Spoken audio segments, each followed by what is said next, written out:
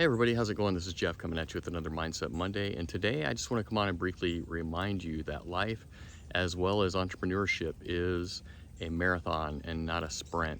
I find myself kind of reviewing my goals now that we're sort of winding down the second month of Q3 of this year, and really seeing that, the goals that I've set for myself are really where I want to be in my life, but also recognizing that I may not reach those goals as fast as I thought. And why is that? Well, because there's unexpected challenges pop up. There's unexpected opportunities that pop up. And there's just different things that happen to us that require our attention. And it's not necessarily distraction. It's really that there are things that matter to us even more in the bigger picture of things than meeting that specific goal within that specific time frame. At least for me, that's the way I feel about it. If there's a goal that I want to hit by the end of Q3, for example, and there's something that happens with my family, or an opportunity that comes up that may ultimately put me even further ahead in the long term, like, I'm willing to go the distance. And especially, like I say, if it's a challenge that comes up with family, or even an opportunity with family where I can create closer connections, or an opportunity with business where I can create more abundance or more impact in the long run, then I have to weigh that into the whole equation of what I'm trying to accomplish and say, is that really where I want to be putting my time and attention?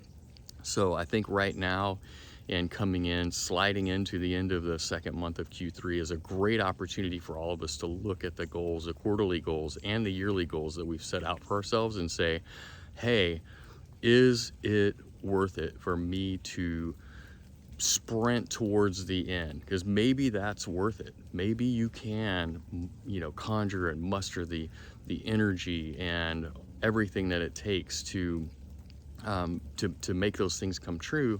Or is it a point where you're like, wow, I'm really spent. I've been sprinting for the last 2 months or the last 2 weeks or whatever that is, and say, hey, maybe I should just back off and recognize that there were bigger goals that were reached here. There are bigger movements that were made towards the bigger picture goals that I want to create for myself over time, and that it's okay to let off the pedal and take a rest. It's okay to have self-care. It's okay to give yourself that grace, and knowing that you don't need to accomplish everything today. It's an aspiration. If you set your goals properly, then you've set your goals at a point where they are they are big, hairy, audacious goals, and that even getting part of the way there is going to be a huge win for you.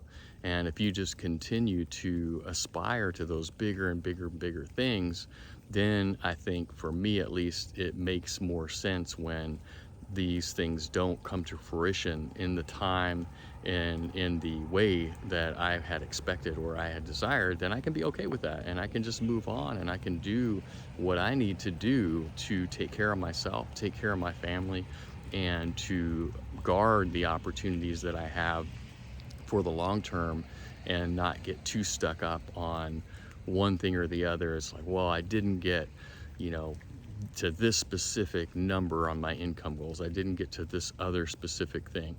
There's value in sticking to those goals. Don't get me wrong, but overall, I've come to a place in my life where I give myself a lot more grace, and I take things into consideration from a much higher level view, where I know that if I have put forth my maximum effort in the way that I want to live my life, and I'm not compromising my principles, like, I could sprint to the end if I had the energy to do so. But if not, I'm not gonna sleep 4 hours a night for the next month and a week just so I can reach that goal. Why wouldn't I do that? Because I know I'd crash and burn at the end, because I've been there. I've done that. I know that I don't work well on unless I get enough sleep. I know that I can be way more productive if I get 7 to 8 hours of sleep. So that's a hard line for me. That's a hard no to go and cut my sleep in half, or only sleep 4 hours a night or whatever, so that I could push through and meet these goals in the short term. Next quarter, I'm gonna crash and burn, and I'm gonna be useless. So why would I do that? because I understand, for me and my personality, that it's a marathon. And I've even run marathons for that specific reason, to train my brain, to train myself to understand this lesson that you can't sprint 26.2 miles. It's a marathon. You got to take your time. You got to take every little pain into consideration along the way and adjust accordingly. Adjust your speed and your scope accordingly, because otherwise you are not going to make it.